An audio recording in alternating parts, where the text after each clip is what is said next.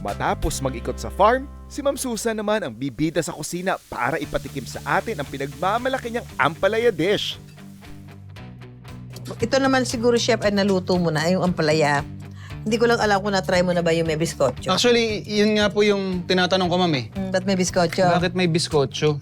Wala lang, para dagdag texture lang ba? Pampakapal nung Tapos sabaw. I hope this biskotso is medyo matamis. Opo, tamis. Dede. Alam mo kasi ito yung nung bata kami, ang nanay ko lagi nagluluto nito. Kaya yata na ano ako sa pagkain ng ampalaya. Okay. Nawili kasi parang, wala man siya pait. Ganon. Oh. Di ko alam kung ina-absorb niya yung pait ng ampalaya. Pero wala po kayo ibang ginagawa dito sa ampalaya, hindi nilalama sa asin? Nanay sa ko tubig. parang inaano niya sa asin, binababad sa mainit na tubig. Okay. Tapos lalagyan niya ng asin, tapos gaganuhin niya para dubawas ng ano. Pero ako na ngayon, parang minsan hindi na lang. Ako. Pwede namang wag na. Opo. Yan. Saka parang tingin ko, chef, ha? May variety ng ampalaya na hindi mapait. Feeling ko rin. Kasi I mean, hindi meron- po pantay-pantay yung pait nila. Yes, kasi parang merong ampalaya na parang malalaki yung hibla, ganyan. Ito yung variety na hindi masyado mapait. Pero pag yung green, Oo. na magkakadikit silang gano'n, yun ang mapait. Lalo na po yung native. Oo, lalo na yung native na pang pinakbet, di ba? So, may kaya piliin nyo na lang din yung ganung variety. Yan. Tapos bawang sibuyas, kamatis na tayo. Okay. Yan. So, nagluluto ka ng ampalaya, I'm sure ang luto mo ay may itlog. Actually, kahit ano po, minsan boiled lang. Lalo na pagkuan lang, pag may maganda akong nakuhang bagoong isda, boiled lang po. Ano to, olive oil? May budget? Taray. So, pwede na nating simulan ang ating paggigisa. Ma'am, sa lahat ng shows na ginagawa mo, hindi ka inoferan ng cooking show? Parang wala pa eh. Lagi na lang ako pinagluluto sa unang hirit. Wala Oo. namang extra bayad eh. Yan. So, hindi ko na masyadong lagay ko na tong hipon.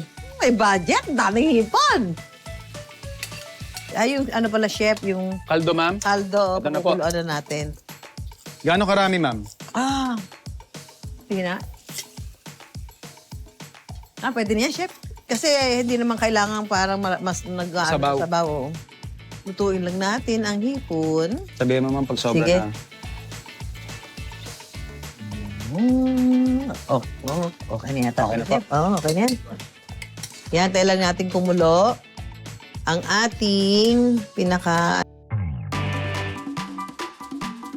Yan palang ulam na to. Eh. Sabi nung nanay ko na pag nagluluto, paiinitin ng ulo ko, papait yung ampalaya. Ay, Di ba sabi? may ganun pamahiin, ano? Nagluluto ako ng ampalaya, umalis ko dito. Pinalaman kaya noon. Sabi, papait yung ampalaya, tapos pag mapait, Sisisihin ka. So pag inihain na niya, parang alam mo, ang lapot ng pinaka-sauce, ganyan. Kasi nga, nilagyan niya ng biskotso. Yan. So, pwede na natin ilagay itong kumukulo-kulo na siya. Sige, lagay na natin itong ating ampalaya. Alam na to. Magpapatumba ng kanin to. Kailangan ito, may kanin to, may kanin. Yan.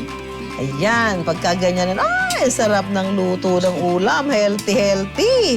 Tapos saglit lang naman ng ampalaya. Hindi man kailangan overcook Yes. yan, di ba? Actually, Sarap yan, mabantuan lang ng mainit na tubig yan. Okay na. Yes. Yan. Yan, yung ganyan, okay na yan eh. Kaya lang, siyempre, ang natin, ang tinatawag natin pinaka-kakaiba dito, meron siyang Biskotso. biskotso. Pero inisip ko rin, ma'am, kung gaano ba ako kadalas kumain ng ginisang Ampalaya? ampalaya na may hipon, Okay. Ako kasi, yung pagmadalian, kasi ang hirap, di ba, pag wala kang hipon sa bahay, di ba? Yeah. Pero ang itlog, kadalasan, yan ang meron sa mga bahay. Yes. So, para mas madali, lalagyan mo na lang ng itlog. Itlog. Yung ampalaya mo kung nagluto ka, para may madali ka. Malinamnam. Naglalaway na ako. Malinamnam na yung lasa niya. Manamis-namis na siya dahil doon sa hipon. Okay. Yan, manamis-namis na. So dahil na siya, almost cook na rin naman yung ating gulay. At sabi Opo. ko nga, di ba chef, hindi man siya kailangan i-overcook. Yeah. Tapos yung pinaka-ingredient niya na hipon is nakikita natin, luto na rin naman siya. Tumiklop na siya, yung kapalaran niya, nakita na niya. Ayan na. Di pwede na natin lagyan ng lagyan ng biskotso. Yan. So, yan, chef, makikita mo, mag-iiba lang yung ano ng sabaw. Opo. Texture. Medyo lalapot. Di ba? Okay. Medyo lalapot lang siya. Tapos may dagdag din pong kaunting tamis. Yes, may kaunti siyang tamis. Ayan. Ayan na, oh. Ginisang ampalaya with bizcocho.